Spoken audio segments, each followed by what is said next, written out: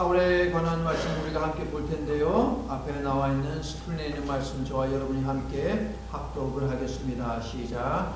이스라엘 모든 장로가 모여 라마에 있는 사무엘에게 나아가서 그에게 이르되 보소서, 당신은 늙고 당신의 아들들은 당신의 행위를 따르지 아니하니 모든 나라와 같이 우리에게 왕을 세워 우리를 다스리게 하소서 한지라.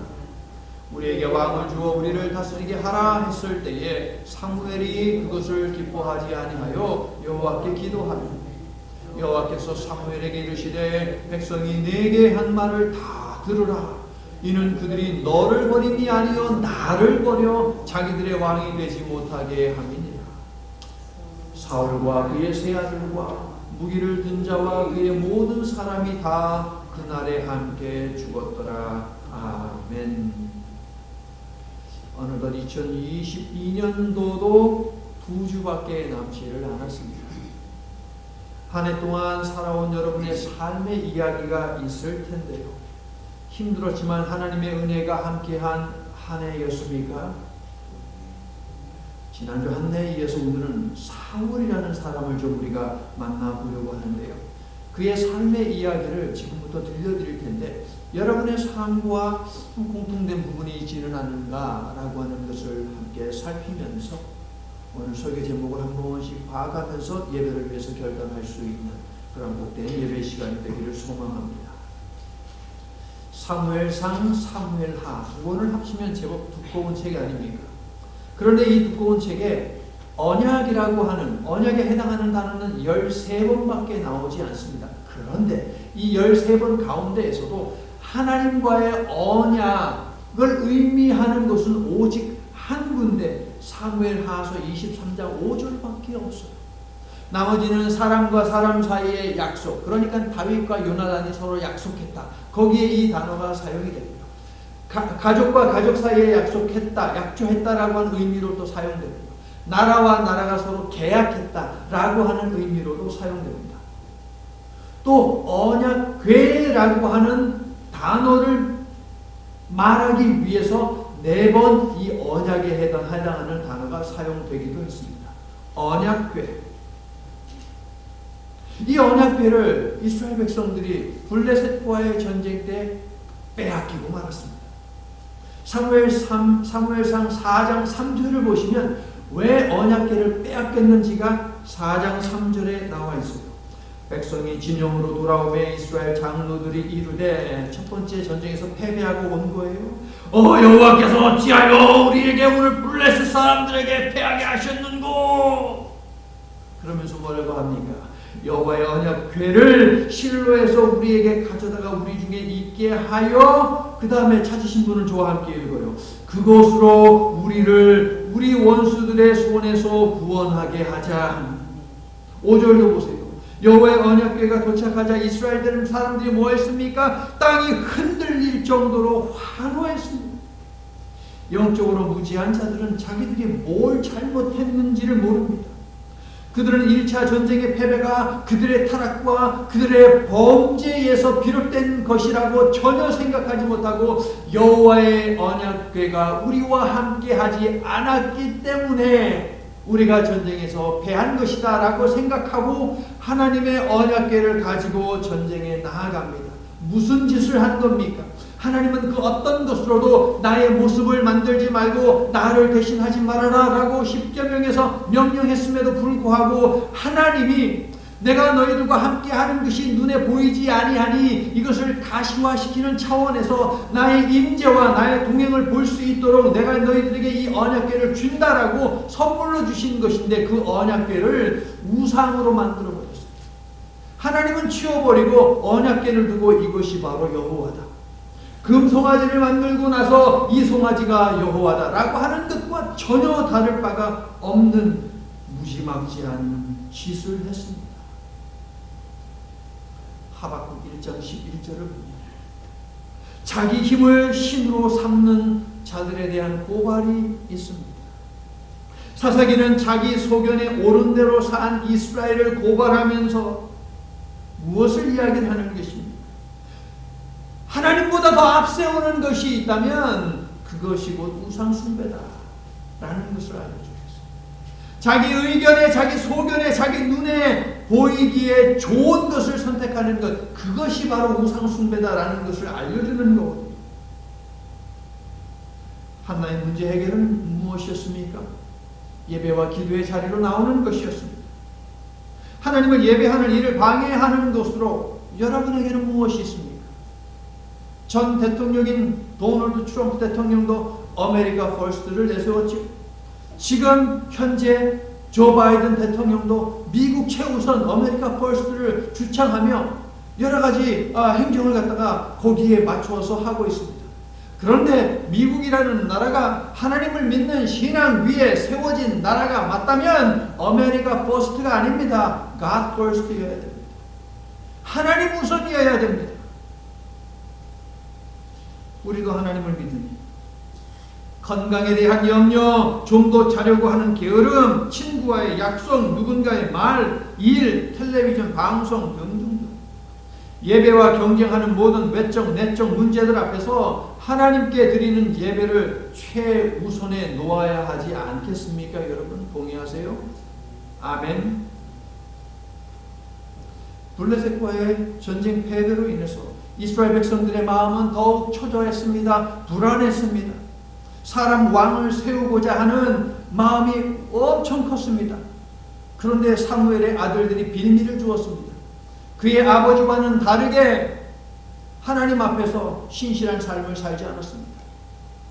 이스라엘 백성들을 인솔하고 다스릴 만한 제목이 되지를 못했습니다. 위대한 영적 지도자 사무엘은 나이가 점점 늙어가고 있습니다. 그런데 성도 여러분, 사람 왕이 있고 없고의 문제가 아닙니다. 왕을 바라는 백성들의 태도가 문제입니다. 왕을 바라는 백성들이 문제랍니다. 이스라엘의 왕이신 여호와 하나님께서는 블레셋의 기이한 일을 버리셔서 혼쭐 내시고 그들로 하여금 두려움에 떨게 하셨고 언약궤를 서둘러 이스라엘에 돌려주도록 만드셨습니다. 어떤 기이한 일을 행하셨습니까? 천둥을 보내셨거든요. 내쫓으셨어요. 천둥을 통해서. 엘리가 죽은 후 사무엘이 이스라엘을 다스리는데 사무엘은 언약궤가 이스라엘 지경에 들어온 후에 사무엘은 이스라엘 온 족속을 불러 2번에 걸쳐서 무엇을 하느냐? 회개 운동을 합니다. 사무엘상 7장을 보세요. 3절에서 사무엘은 이스라엘을 향해 너희가 여호와께로 돌아오려거든 먼저 무엇을 하라고 이야기합니까? 우상을 제거하라고 촉구하는 것 보이십니까? 3절, 7장 3절. 이것이 진정한 회개입니다. 입술로 하나님 앞에 나와서 하나님 죄 용서해 주세요 믿습니다. 아멘. 이게 회개가 아니라고요. 우상을 제거해라. 우상 숭배가 너희의 죄이니까 그것을 제거해라. 그리고 난 다음에 여호와만을 섬기라고 그랬죠. 100번 1000번 여호와 앞에 나와서 우리 죄 짓습니다. 죄송합니다. 여호와를 섬기겠습니다. 그거는 통하지 않는다는 거예요. 더 이상. 우상 다 없애. 그리고 와서 여호와를 섬기라.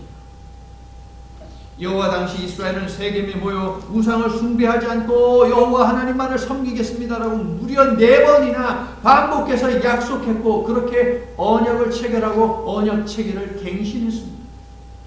그러므로 사무엘상 7장 3절에 있는 사무엘의 말은 무엇입니까? 이스라엘은 지금 우상을 숭배하고 있다라고 하는 고발이죠. 너희들의 현 주소는 무엇이냐? 너희들이 망할 수밖에 없는 이유는 무엇이냐? 너희들이 지금 우상을 숭배하고 있기 때문이다. 사무엘의 이 지적에 대해서 이스라엘은 회개했습니다. 그리고 다시 약속했습니다. 하나님만을 섬기겠습니다라고 말합니다. 하나님께서는 또 속아주시고 또 양보해 주십니다. 그래서 사무엘이 사는 날 동안에는 블레셋이 이스라엘을 건들지 못하도록 막아주십니다. 큰 천둥을 보내셔서 말입니다. 성도 여러분, 세상에는 셀 수 없이 많은 우상들이 있고 대부분의 우상은 무엇입니까? 먼저 하나님 나라와 하나님의 의를 구하기보다는 내 생각, 내 주장, 내 뜻 이것을 앞세우는 것, 이것이 가장 심각한 우상입니다. 나 중심적 삶의 태도. 나는 여러분이 오직 하나님만을 예배하며 섬기기로 결단할 수 있기를 바라는데 그렇게 하시겠습니까, 여러분? 오직 하나님만을 예배하며 섬기겠습니까, 여러분?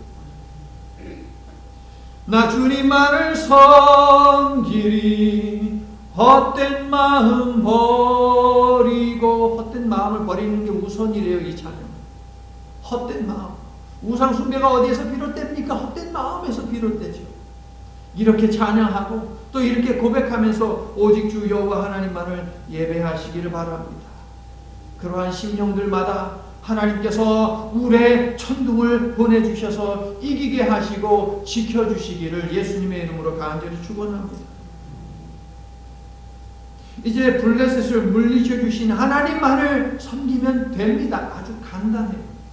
그런데 오늘 본문을 보니까 이스라엘은 얼마 지나지 않아서 하나님께서 블레셋으로부터 이스라엘 백성들을 구원해 주시고 거기에 도를 세워서 에베네셀, 하나님이 여기까지 우리를 인도하셨다 라고 하는 그런 고백을 한 지 얼마 되지 않아서 이스라엘 백성들이 와서 뭘 요구합니까? 사람 왕을 세워주소서 라고 요구를 하지.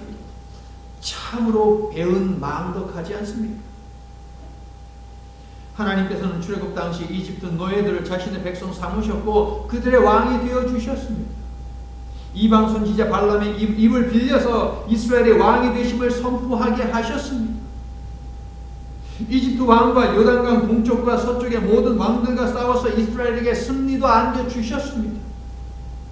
그런데 이스라엘은 그러한 하나님을 왕의 자리에서 끌어내리고 거기에 사람 왕을 세우려고 하고 있습니다. 그렇게 사람 왕을 세워서 그동안 하나님을 섬기겠습니다 라고 약속해 놓고 나서 그 왕을 섬기려고, 사람을 섬기려고 지금 이스라엘 백성들은 나섰다는 것입니다. 사무엘은 그러한 이스라엘을 향해서 분노했습니다. 그래서 하나님께 기도했습니다. 그런데요, 그러한 사무엘을 찾아와서 말씀하시는 하나님의 그 말씀이 좀 당혹스럽습니다. 7절과 9절을 보니까 하나님이 뭐라고 사무엘에게 말씀하십니까? 왕 세워줘 라고 하나님이 말씀하십니다. 왕 세워줘. 사랑하는 성도 여러분, 하나님은 다 알고 계셨습니다. 이스라엘이 머지않아 왕을 요구할 것을 하나님은 이미 알고 계셨습니다. 그들과 함께 언약을 체결하기 그 이전에 하나님은 이미 알고 계셨어요. 그래서 모세를 통해 이스라엘에게 왕의 제도를 미리 가르쳐 주셨거든요. 신명기 17장 14절부터 20절을 보면 그 내용이 나와 있는데 이렇게 시작을 합니다. 네가 내 하나님 여호와께서 내게 주신 땅에 이르러 그 땅을 차지하고 거주할 때에 하나님은 언약에 신실하셔서 이 약속을 지키셨습니다. 이스라엘 백성들을 가나안 땅에 들어가게 하셨고 그 땅을 이스라엘 백성들에게 주셨어요. 계속 읽을게요. 만일 신명기 17장 14절 계속 연결되는 거예요. 만일 우리도 우리 주위의 모든 민족들 같이 우리 위에 왕을 세워야 한다는 생각이 나거든. 하나님은 다 알고 계셨어요. 하나님께서는 오늘 본문의 상황을 이미 아시고 미리 왕과 관련된 언약의 말씀, 특히 왕이 될 자가 해야 하는 일에 관한 말씀을 신명기 17장 14절부터 20절에 담아 주셨습니다. 또한 이스라엘의 왕이 없으므로 사람이 각기 자기 소견에 옳은 대로 행하였더라 라고 하는 표현을 통해서 사사시대는 그렇게 암흑 속에서 저물었다고 말씀하시면서 동시에 아직 왕이 없을 뿐 이제 곧 왕이 있을 것이다 라는 내용도 암시를 해주셨습니다. 한나가 하나님 앞에 2장에서 기도하지 않습니까? 그 기도의 내용을 쭉 보다 보면 10절 거기에서 왕에 관한 예언의 말씀을 기도를 통해서 한나로 하여금 하게 하십니다. 뭡니까? 하나님은 원칙대로 하신다는 거예요. 하나님은 언약하신 대로 말씀하신다는 것이죠.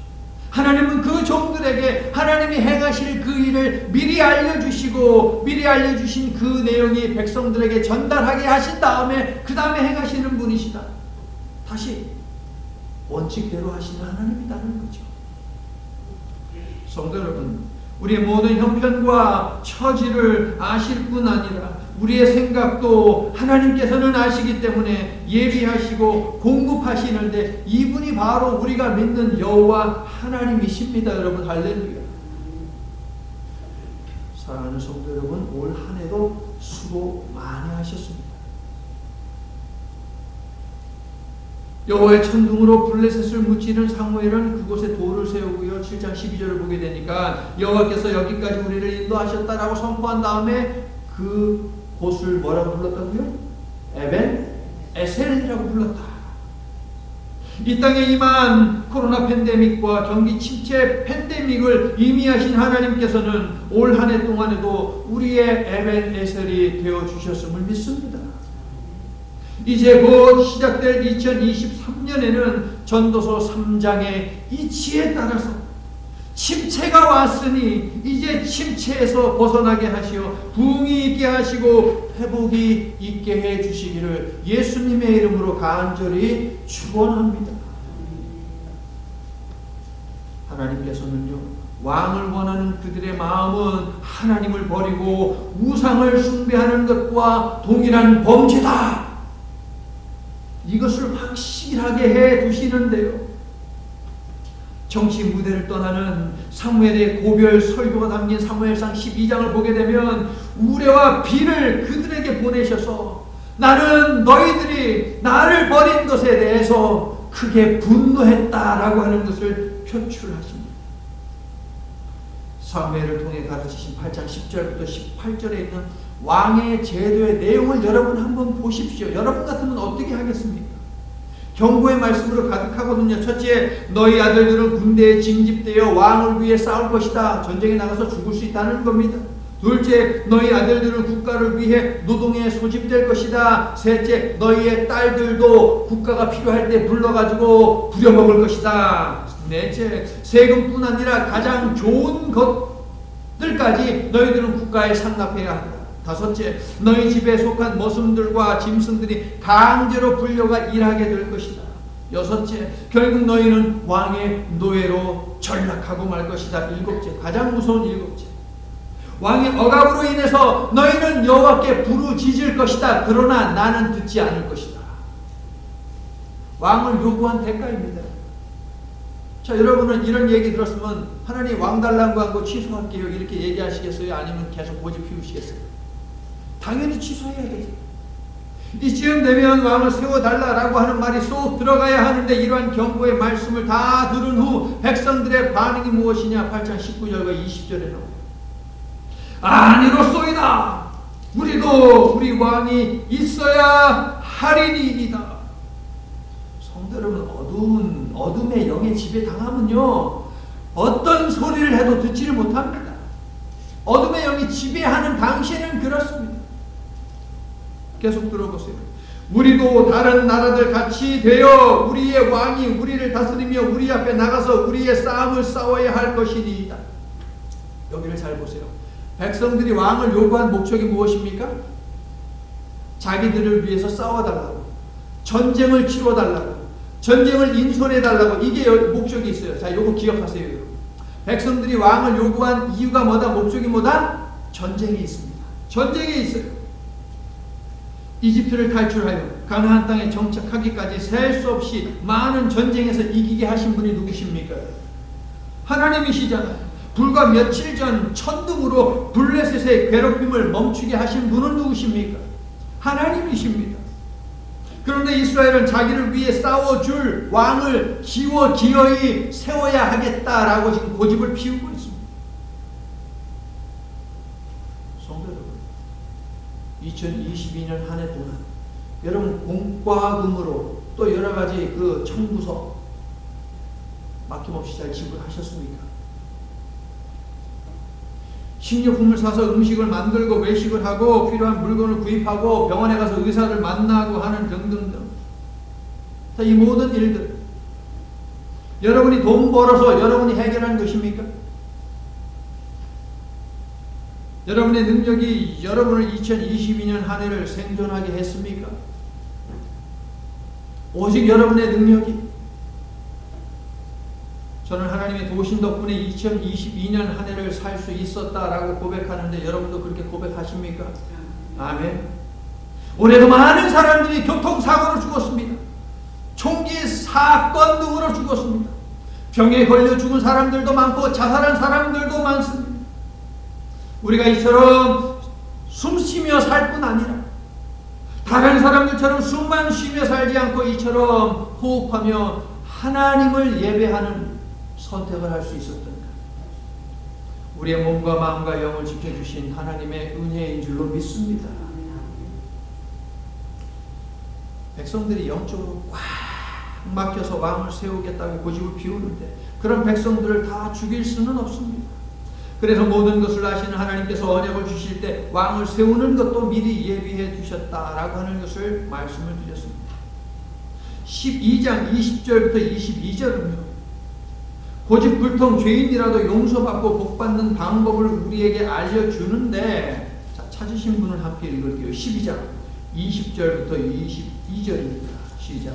사무엘이 백성에게 이르되 두려워하지 말라. 너희가 과연 이 모든 악을 행하였으나 여호와를 따르는 데에서 돌아서지 말고 오직 너희의 마음을 다하여 여호와를 섬기라.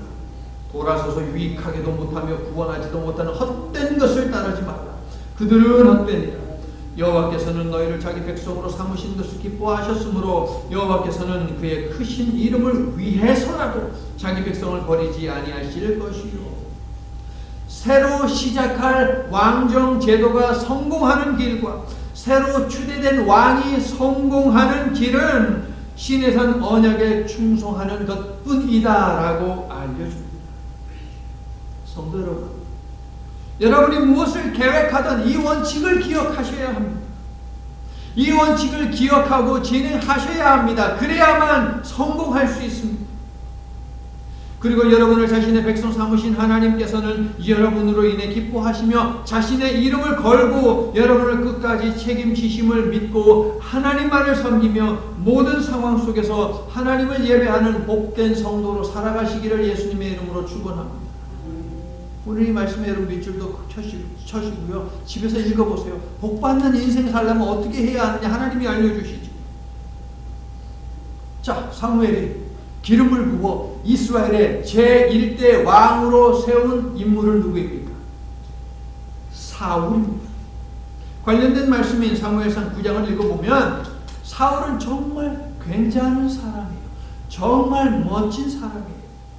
그는 11번에 걸친 전쟁에서 마지막 한 번을 빼고 모두 이스라엘에게 승리를 안겨준 위대한 지도력을 가지고 있는 능력도 있고 또 최선을 다한 사람입니다. 사울의 걸음을 인도하셔서 사무엘을 만나게 하신 분이 계시니 하나님이시고 그를 왕으로 세우신 분도 틀림없이 하나님이십니다. 그가 하나님이 사울을 왕으로 세우셨다. 9장 17절. 사무엘이 사울을 볼 때 여호와께서 그에게 이르시되 보라, 이는 내가 네게 말한 사람이니 이가 내 백성을 다스리리라 하시니라. 사무엘은요 사울에게 기름을 부으면서 세 가지 예언을 하는데요, 이 세 가지 예언이 그대로 되어졌어요. 사울은 하나님이 선택할 사람이 맞다라는 거예요. 예언대로 사울에게 하나님의 영이 임했고요, 사울은 예언을 했고요, 사울은 변하여 새 사람이 되었습니다. 적혀 있어요 그대로. 이제 사울은 변화된 새 사람으로 하나님의 백성을 다스려야 할 책임이 있는 위치에 앉은 것이죠. 사울은 어떻게 되었을까요? 여기서 잠깐. 사무엘이 사울에게 어떤 직책을 주었는지 우리는 여기에 주목해야 합니다. 10장 1절을 보세요. 사울의 머리에 기름을 붓고 입을 맞추고 그의 기업에 무엇으로 삼았다? 왕이에요? 지도자. 9장 16절에서 하나님께서 이미 계획하신 그대로예요. 9장 16절. 너는 그에게 기름을 부어 내 백성 이스라엘에 무엇으로 삼으라고 하십니까? 왕이요? 지도자요. 백성들은 왕을 원했지만 하나님께서는 사울을 지목하여 왕이 아닌 지도자로 세우셨습니다. 해당하는 단어는요, 9장 16절에 처음 등장하는데요, 이 단어는 왕이 아니고요, 군대 장관이에요. 군대 장관. 제가 여러분에게 아까 기억해 달라고 그랬어요. 백성들이 왕을 세워주소서 하면서 뭘 위해서 왕을 세워달라고요? 전쟁을 위해서, 싸움을 위해서 왕을 세워달라고 그랬어요. 그들이 원하는 대로 하나님께서, 그래, 싸움을 위해 사람이 필요해? 리더가 필요해? 알았어, 내가 군대 장관 너에게 줄게. 이 위치에 있는 사람은 군대를 소집할 권한이 없습니다. 군대를 통솔할 권한도 없고요, 전쟁을 선포할 권한도 없습니다. 오직 그것은 왕이 하는 것이에요. 이런 직책을 부여하신 이유는 무엇일까요? 왜 하나님께서 왕으로 세우지 아니하시고 지도자, 즉 군대 장관으로 세웠을까요? 비록 이스라엘 백성들이 하나님을 왕자리에서 끌어내리고 사람을 왕의 자리에 앉히려고 했지만, 하나님은 여전히 이스라엘 백성의 왕이 되어서 그들이 싸워야 하는 싸움을 싸우시겠다라고 알려주시는 거예요, 여러분. 할렐루야. 다시 이야기하면 뭡니까? 원칙대로, 언약하신 대로 하는 거예요. 너희는 나의 백성이고 나는 너희의 왕이다. 이 원칙에는 변함이 없다는 것입니다. 하지만 백성들은 군대 장관으로 세워진 사울을 이스라엘의 왕으로 세웁니다. 사울은 어떻게 했을까요? 오늘 두 번째 본문 31장 6절은 사울의 비참한 죽음을 담고 있는데, 겸손했던 사울, 하나님의 종을 존중했던 사울, 하나님의 영이 임했던 사울, 새 사람이 되었던 사울, 이 사울의 삶에 무슨 문제가 있었던 것이 틀림없습니다. 시작은 참 좋았습니다. 그런데 잠깐뿐이었습니다. 사울은 시내산 언약을 파기하고 하나님의 명령이 아닌 자신의 뜻대로 결정하며 일을 추진했습니다. 자기 소견에 옳은 대로 행했다. 하나님은 시대를 바꿔주시기 원하는데 사울은 여전히 사사시대를 살고 있습니다. 그가 자기 멋대로 행한 많은 일들이 있지만 가장 중요한 두 개의 사건이 있는데, 두 가지 사건 모두 전쟁과 예배와 관계되어 있습니다. 한나는 전쟁 같은 상황 속에서 오히려 하나님만을 예배하고 갈망함으로 하나님께 기억되었지만, 사울은 오늘 설교 제목 예배를 무너뜨림으로 하나님의 기억에서 지워지고 끝내 버림당하는 그러한 인생이 되고 말았습니다. 13장 그리고 15장에 두 개의 전쟁이 각각 있는데, 13장에 있는 블레셋과의 전쟁만 잠시 보겠습니다. 시간이 없으니까. 이스라엘과 블레셋이 서로 대치 중입니다. 사울은 전쟁을 선포할 권한이 없습니다. 그래서 사무엘이 명령한 대로 7일 동안 기다렸습니다. 전쟁을 위해 자원한 민병들이 블레셋의 중무장한 정예의 군대를 보고 하나둘씩 진영을 이탈하기 시작합니다. 약속한 7일이 지났는데도 사무엘은 오지 않습니다. 초조해진 사울은 자신이 직접 제사를 드립니다. 질문: 늦게 온 사무엘이 문제입니까? 아니면 좀 더 기다리지 못한 사울이 문제입니까?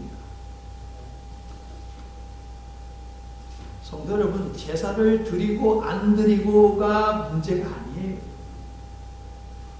하나님의 백성의 전쟁 승패가 하나님께 달려있음을 인정하지 않은 것이 문제죠, 여러분. 7일이 지나면 어떻고 8일이 지나면 어떻고 한 달 동안 사무엘이 안 오면 그것이 무슨 문제입니까? 사무엘이 이기게 하는 것입니까? 하나님이 이기게 하는 것 아닙니까? 와야 하는 것이 오지 않아서 내가 망하게 생겼다라고 하는 것, 그런데 와야 하는 그것을 보지 말고 그 너머에 계신 하나님을 보라라고 이야기하는 것이죠. 신명기, 여호수아, 사무엘서, 열왕기서 모두 공통적으로 강조하는 것이 무엇입니까? 순종입니다. 그래서 구약 학자들은 신명기, 여호수아, 사무엘서, 열왕기서 이 모두를 아마도 한 사람 혹은 한 그룹이 썼을 것이다, 이름을 붙여보자 신명기적 역사가 그들이 기록을 했을 것이다 라고 이야기합니다. 순종입니다. 그런데 말씀에 순종하지 않고 예배를 무너뜨린 것, 이것이 사울의 큰 문제입니다. 사울은 하나님께 기도도 하지 않았습니다. 사무엘이 안 왔으면 기도해야 하지 않겠습니까? 하나님 블레셋은 곧 쳐들어오려고 하는데 자원한 이스라엘 군사들 몇 되지도 않았는데 그들이 하나 둘씩 도망가고 있습니다. 기다리는 사무엘 선지자는 오지 않습니다. 이러지도 저러지도 못하는 상황인데 하나님 제가 지금 뭘 해야 합니까? 사울은 기도한 적이 없어요. 성도 여러분, 2022년을 살아오면서 다급한 때가 분명히 있었을 것입니다. 그때 기도하셨는지요?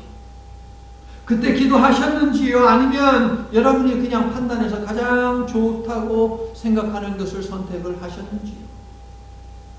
2023년에도 다급할 때는 분명히 있을 것입니다. 오늘 말씀을 들었으니까 기도라는 올바른 방법을 선택하고 예배를 무너뜨리지 않는 하나님 마음에 합한 저와 여러분이 될 수 있기를 예수님의 이름으로 축원합니다. 13장 14절을 보면 하나님께 드리는 예배를 자기 입맛대로 하려고 한 사울을 대신한 사람을 하나님이 선택하시지요. 읽어주세요. 지금은 왕의 나라가 길지 못할 것이라 여호와께서 왕에게 명령하신 바를 왕이 지키지 아니하셨으므로 여호와께서 그의 마음에 맞는 사람을 마음에 합한 사람을 구하여 여호와께서 그를 그의 백성의 지도자로 삼으셨느니라. 삼으실 것이 이게 아닙니다. 이미 삼으셨다는 거예요. 이번 사건으로 사울은 폐위됩니다. 왕의 자리에서 내려와야 됩니다. 물론 사람의 눈으로 볼 때 여전히 왕입니다. 그런데 하나님의 입장에서 폐위됐어요. 하나님의 마음에 맞는 사람으로 지목된 인물은 누구입니까? 다윗. 그 다윗이 지금은 무엇을 하고 있을까요? 들판에서 양치고 있죠. 다윗은 전혀 알지 못하는 사이에 그를 위한 하나님의 축복이 계획되고 시작되었다. 여기에 주목하세요. 다윗은 지금 전혀 이 내용을 알지 못합니다. 자기가 왕이 될 것이다. 왕이 되었다. 하나님이 지목하셨다. 이 내용 전혀 모릅니다. 뭐 하고 있다고요? 들판에서 양치고 있어요. 다윗의 시라는 제목이 붙은 시편의 시들을 읽어보면 다윗은 들판에서 무엇을 했습니까? 하나님을 찬양했습니다. 예배하는 일을 즐겼습니다. 사랑하는 성도들, 우리가 하나님을 사모하며 찬양하고 예배하는 것이 이처럼 복된 일이다 라고 하는 이 사실을 믿으시기를 축원합니다. 우리가 하나님을 예배할 때, 우리가 하나님께 기도할 때 우리는 알지 못하지만 하나님은 우리를 축복하기 위해서 계획하시고 그 축복을 위해 일을 시작하신다라는 사실입니다. 아멘. 13장 14절은요 다윗이 처음으로 등장하는 순간인데요, 그에게 붙여진 칭호에 역시 여러분 주목하세요. 뭐라고 부릅니까? 왕이라고 부릅니까? 지도자라고 부릅니까? 13장 14절 지도자. 사울도 다윗도 왕 대신 하나님께 순종해야 하는 하나님의 신하에 지나지 않는다는 것입니다. 온 세상의 왕은 오직 하나님 한 분뿐입니다. 아멘. 우리 인생의 왕도 역시 하나님뿐입니다. 동의하시면 아멘 합시다. 그러나 사울은 자기가 모든 것을 결정했고 심지어 예배도 자기가 하고 싶은 대로 했습니다. 15장 아말렉과의 전쟁에서는 더 기가 차는 일이 벌어지는데 하나님께서는 예배를 무너뜨리는 사울로 인해서 이제 후회하십니다. 그래도 기회를 주셨지만 사울은 여전히 예배를 우롱했고 결국 하나님으로부터 어떻게 됐느냐? 버림당합니다. 그리고 세월이 흘러 오늘 두 번째 본문이 증언하듯이 전쟁에서 망합니다. 제목 읽어주세요. 예배를 무너뜨리니 인생도 무너지더라. 성도 여러분, 영이 안 보인다고 안심하지 마십시오. 예배가 망가지면 그 영혼도 망합니다. 이제 예배를 마칩니다. 이제 설교를 마칩니다. 이런 얘기를 종종 들어보셨을 거예요. 내가 마음으로 믿으면 되는 것이지 굳이 교회 갈 필요 있어. 이 사람 정말 하나님을 믿기는 믿는 것일까요? 집에서 예배 드리면 되지 굳이 교회 가서 예배 드릴 필요 있어. 이 사람 정말 예배 드릴까요? 여러분은 이런 말을 들을 때 어떻게 반응하셨습니까? 그래 맞아 그럴 수도 있지 라고 반응하셨다면 그것은 틀린 반응입니다. 하나님께서 억압받는 인생을 자유케 하신 출애굽 사건의 목적이 어디에 있습니까? 예배에 있습니다. 모세는 바로에게 찾아가 다음과 같은 하나님의 말씀을 반복했습니다. 우리가 광야로 나가서 하나님을 예배할 것이니 당신은 우리를 보내소서. 그런데 바로가 뭐라고 대답한지 아십니까? 뭘 그리 멀리 가냐. 그냥 여기서 이 땅에서 여기서 그냥 니네들이 있는 여기서 그냥 예배드려. 혹시라도 뭐 좀 멀리 좀 가야 될 것 같으면 멀리 가지는 마. 출애굽기 8장 25절과 28절을 보면 그렇게 적혀 있어요. 성도 여러분, 예배와 구원의 관계를 아는 사탄은 수천 가지, 수만 가지, 즉 모든 가능한 것들을 동원하여 우리로 하여금 하나님을 예배하지 못하게 한다는 것을 우리는 유념해야 합니다. 사탄이 사용하는 방법 가운데 가장 무서운 것이 무엇입니까? 사울이 선택했던 정당화입니다. 그렇기 때문에 예배는 더더욱이 원칙대로 드려야 하는 것입니다. 예배에 대한 원칙이 세워지면 그 어떤 정당성 부여도 존재하지 않습니다. 이스라엘 백성들은 각 처소에서 나와 성소에 가서 제사를 드렸습니다. 성전을 주신 후에는 성전에 가서 예배를 드렸습니다. 거리가 너무 먼 사람들은 회당에 모여서 예배드리고 말씀을 배웠습니다. 그리고 아무리 멀리 살아도 1년에 3번은 무조건 유월절, 맥추절, 그리고 수장절에는 무조건 예루살렘에 와서 예배를 드려야만 했습니다. 교회는 예수님이 시작하셨고 바울을 통해 이 땅에도 교회를 세워 온 천하에서 예배하게 하셨습니다. 예수님을 왕으로, 주인으로, 구원자로, 심판주로 믿는 모든 신앙인들은 예배를 위해 교회에 모였습니다. 그런데 복음을 믿는 신앙인들에게 박해가 찾아왔습니다. 더 이상 교회에 모여서 예배를 드릴 수 없는 그런 상황이 찾아왔습니다. 그래서 믿음의 선조들은 어떻게 했습니까? 예배를 포기했습니까? 카타콤이라고 하는 지하에 교회를 세워서 비밀리에 모여서 예배를 드렸습니다. 생명이 왔다 갔다 하는 그런 상황 속에서도 예배를 모여서 드리는 예배를 포기하지 아니하고 그곳에 가서 예배를 드렸습니다. 차에 붙이고 다니는 물고기 모양의 스티커 있지 않습니까, 여러분?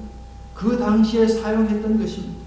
예배하기 모인 사람들이 나 예수 믿는 사람이에요. 예배하기 위해서 지금 가고 있습니다. 이것을 알리기 위해서 사용한 문양입니다. 예배를 사수하기 위한 그들의 암호였던 것이죠. 성도 여러분, 하나님의 집에 모여 예배할 필요가 없다면, 그것이 하나님의 진정한 뜻이라면 하나님께서는 성전도 교회도 만들지 않으셨을 것입니다. 필요 없는데 왜 만드십니까? 예배는 하나님의 집에 모여서 드리는 것입니다. 이것이 원칙입니다. 상황과 처지와 형편과 마음의 상태가 어떠하든 이 원칙을 고수하며 하나님을 예배하는 저와 여러분이 될 수 있기를. 그래서 아까 표시하라고 한 8장에 표시하라고 한 그 말씀의 축복이 저와 여러분에게 임하게 되기를 예수님의 이름으로 간절히 축원합니다. 아멘. 영과 진리로 예배하는 사람을 찾으시는 하나님, 저희가 언제나 그 자리에 있기를 소망하며 결단합니다. 모이기 힘쓰고 모이면 하나님을 찬양하고 하나님의 말씀 배우는 것을 즐겨하고 합심하여 기도하고, 그렇게 예배를 통해 하나님과의 언약 관계 속에 있음을 확인하고 선포하는 저희의 여생이 되도록 붙들어 주시옵소서. 우리를 천국으로 부르시는 그 순간까지 하나님을 예배하는 삶, 우리의 남은 마지막 힘을 예배에 쏟아붓는 삶, 그런 삶을 살도록 주님 우리의 생각과 걸음을 주장해 주시옵소서. 예수님 이름으로 기도드립니다. 아멘.